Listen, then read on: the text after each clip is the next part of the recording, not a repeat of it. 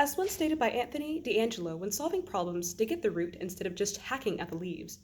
By dissecting this New York Times editorial, The Lessons of the Texas Power Disaster, this quote couldn't resound more truthfully, because while the editorial would like to stress the leaves of importance as being the Texas energy grid's collapse and pose that the roots of its cause are climate change, this editorial poorly diagnoses what should be a simple symptom of weather catastrophe with an unrealistic and lofty solution. Thus, today I will be unpacking how this editorial's poor warranting and lack of evidence doesn't uphold its central claims by deconstructing, number one, how the New York Times editorial fails to provide viable proof that climate change is its main contributor to the collapse, number two, how unsupported warrants lead to an unviable solution to future energy grid stability and Joe Biden's net zero carbon plan, and number three, how even if the Biden plan were posed as a viable alternative, an energy overhaul wouldn't be enough to achieve zero net carbon climate plans, rendering the editorial's main claim untrue.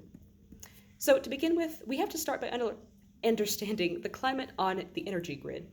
And this argument that the New York Times editorial argues states that the nation's energy deliverance system, not just in Texas but everywhere, needs a radical overhaul if it is to withstand the future shocks and play the role that President Biden has assigned it in the battle against climate change. However, the editorial provides shallow analysis and no unique rationale supporting the overarching claim that the entire U.S. needs an energy overhaul. The editorial only utilizes data analysis that analyzes the grids of two U.S. states, California and Texas, plus the lack of exploration into the energy grid alternatives that could vary from state to combat each state's unique climate contradictions and conditions, paints the solution to combating such climate change as over-encompassing per each state's need for power and geographical location. Secondly, the article's presumptuous argument that climate change was the cause of the Texas power grid failure is completely contradicted and counteracted by the energy professional Bill Hogan's analysis, who states that the rules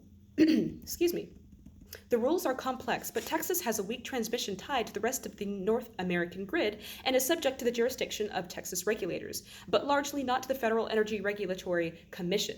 Additionally, Texas has experienced winters that are lower and lower prior to the grid disaster in 2021, according to the U.S. government weather report, stating a series of upper-level systems and surface cold fronts affecting Texas weather during the months of December and 1983 contributed to varied weather, and a total of 7 cold fronts have been identified to aid in the dropping temperatures at the end of the month below the freezing point and the mark for 10 consecutive days in 2013, however, before and during the formation of ERCOT. The Texas Tribune continues that ERCOT was founded in 1970 in the wake of a major blackout in the Northeast in November 1965 and was tasked with managing grid instability, which was after the power grid was originally secured and recorded freezes have been factored in. So next, we must observe the link chain between the climate and an overarching problem that the Biden plan has posed. The New York Times editorial states that if building resilience is one imperative, another is to make sure that American power systems, the grid in particular, are reconfigured to do the ambitious task that Mr. Biden has in mind for them, not just to survive the effects of climate change, but to lead the fight against it. The New York Times editorial fails to provide enough evidence for which it assumes that climate change is responsible for the power disaster grid, and therefore a reasonable conclusion cannot be drawn to say that Joe Biden's zero net carbon plan will solve. A commentated speculation by official sources has stated that the Biden pledge on the climate trail to spend $2 trillion on a plan to rapidly increase clean energy and electric vehicles will cut greenhouse gas emissions by nearly half by the end of the decade, according to Waldman 22. However, this has no clear indication on the direct impacts of the Joe Biden plan on a national or state power grid. And this shows that the Biden plan wasn't a topical solution to the power grid failure specifically. And lastly,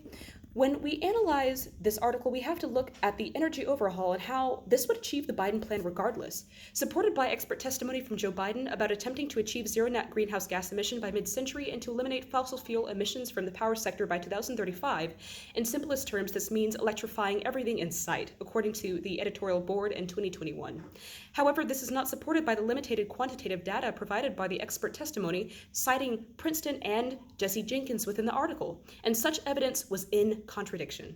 So, conclusively, as we have seen,